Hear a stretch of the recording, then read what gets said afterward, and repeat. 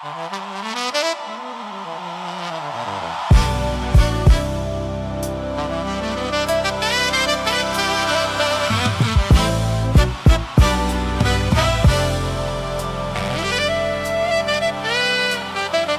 days when the judges ruled and the bread began to fail, Elimelech took his family down the dusty Moab trail.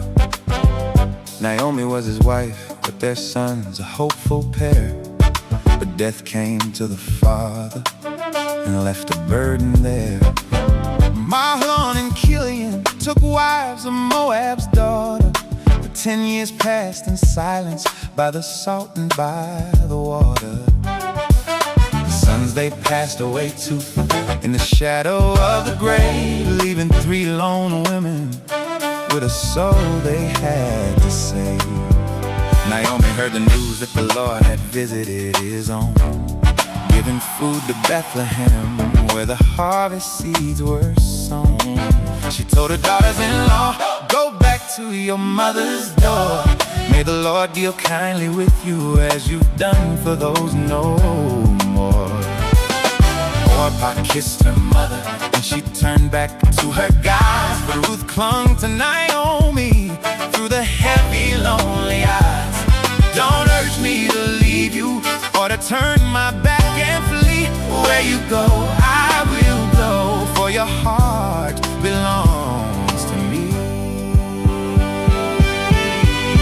Your people shall be mine, and your God shall be my king. Where you die, I will die, beneath the Father's wing. So the 2 of them walked on until the town was in their sight. Is this Naomi?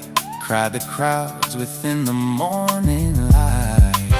Do not call me pleasant, call me bitter, she replied. For I went out full but empty-handed, I returned inside. It was the barley harvest when they reached the house of bread, and Ruth went to the field, so the 2 of them were fed. As it happened, she was gleaning in a field of golden grain, belonging to a man named Boaz, through the sun and through the rain. Boaz came from Bethlehem and saw the stranger there. Who is this young woman with the spirit and the prayer? His servant told the story of the kindness she had shown to the widow of his kinsman, far away from all she'd known. Boaz said to Ruth, don't go to any other field. Stay here with my maidens, for the bounty it will yield. I've heard of all you've done since your husband passed away. May the Lord reward your work through every single day.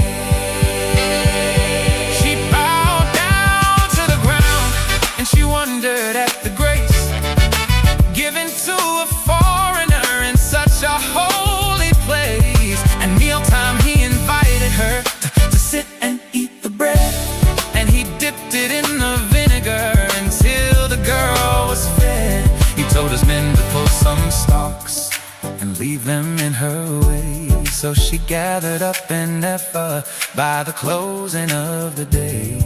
Naomi saw the grain and she asked, where did you glean? Ruth told her of the master and the mercy she had seen. The man is our Redeemer, cried the widow with a start. The Lord has not forgotten the kindness of his heart. So Ruth stayed in the fields until the harvest work was done.